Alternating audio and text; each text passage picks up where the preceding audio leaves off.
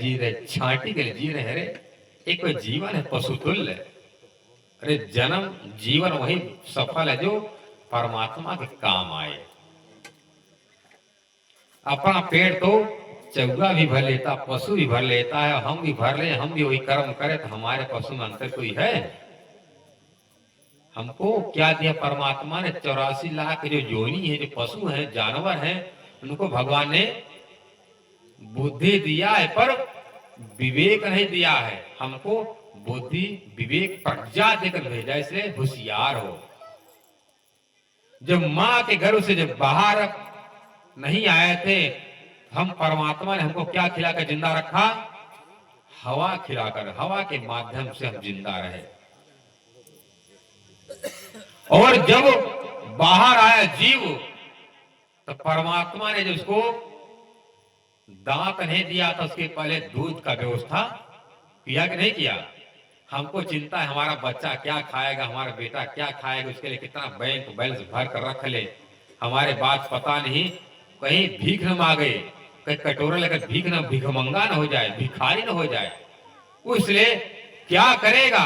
अभी पैदा नहीं हो, उसके पहले बिया के पहले ही लगे कि सब व्यवस्था कर। हमारी मौगी आएगी, पत्नी आएगी तो अच्छा अच्छा पहनेगी, अच्छा पहनेगी, अच्छा खाएगी। आएगी पता नहीं रहेगी नहीं रहे, कई दिन रहेगी, पर पूरा व्यवस्था जिंदगी भर के लिए। बच्चा पैदा होने से पहले घर में सासू माँ ससुर जी सब बहू बच्चा होने वाला है, घी व्यवस्था कर देंगे, हल्दी व्यवस्था कर देंगे, सब मतलब ढूंढा खिलाएंगे, मतलब सोन का सब व्यवस्था करके रखते हैं आने से पहले।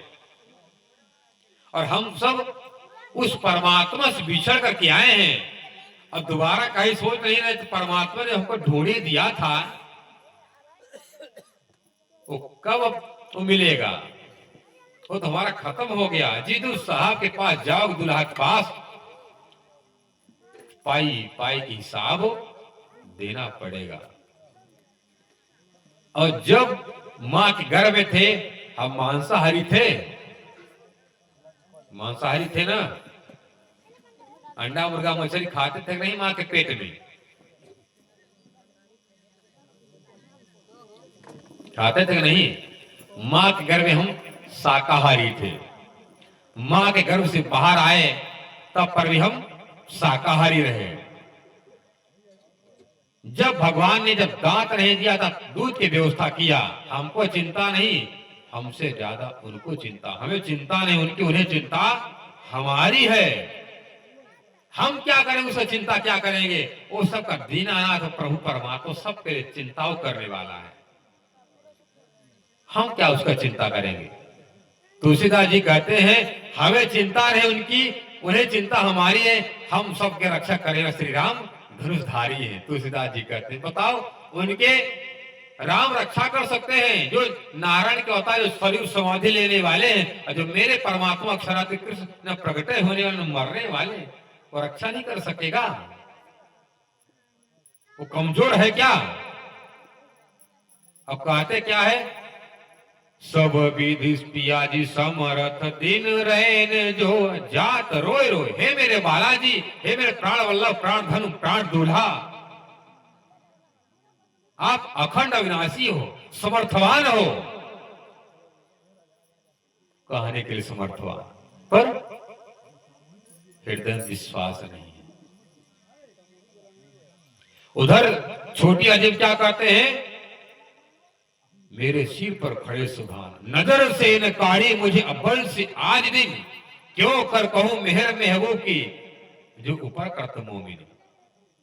अरे राजी, आपको हटाए कब से अपने चरण से, अपने नजर से कृपा करेंगे?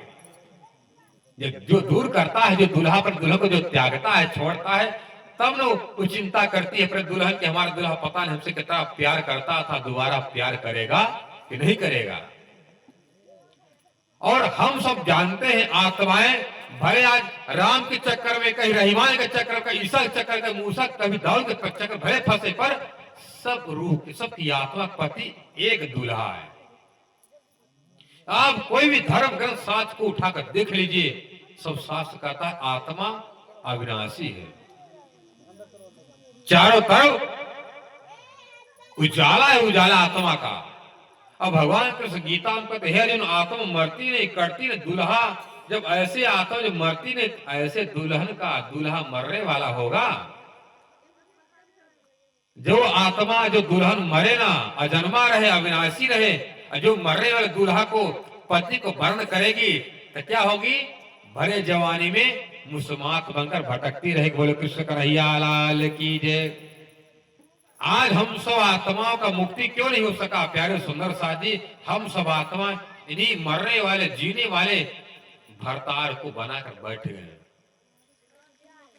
तब राजी जी कहते हैं वृंदावन ब्रज में भी ये दो मगन हुए खेले नर नार। ये मेरी आत्मा जाकर के भूल गई दूसरे के चक्कर में। उन आत्माओं को सच्चा प्यार दिखाने के लिए, बताने के लिए तुम लोग झूठे मर्दा को चक्कर फंसी हो। ये झूठा मर्द तुम्हारा नहीं है, सच्चा स्वामी मैं हूं। इसलिए तुम दुल्हा मैं दुल्हनो और न जानू बात हो। आप मेरे दुल्हा हो, मेरे प्राण वल्लभ हो, मैं आपकी दुल्हन, बस यही जानती हूं। दूसरा कोई रिश्ता दुनिया का मैं जानती हूं।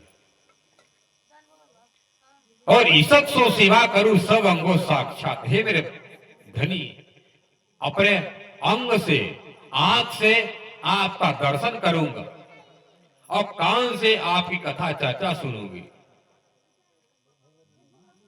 और मुख से आपका नाम उच्चारण करती रहूंगी और परमात्मा आपके कथा चर्चा में मैं ताली बजाऊंगी, कीर्तन करूंगी, भजन करूंगी और पैर से मैं आपके पास जहां कथा चर्चा आपका चलता रहे वहां पर मैं जाकर के दौड़ी आऊंगी। जैसे गोपियां अपने घर का कार्य काज करने के बाद जब मटका का जल गिरा दिया करती और सासू मां से कहती सासू मां जा रहे पानी लेने के लिए,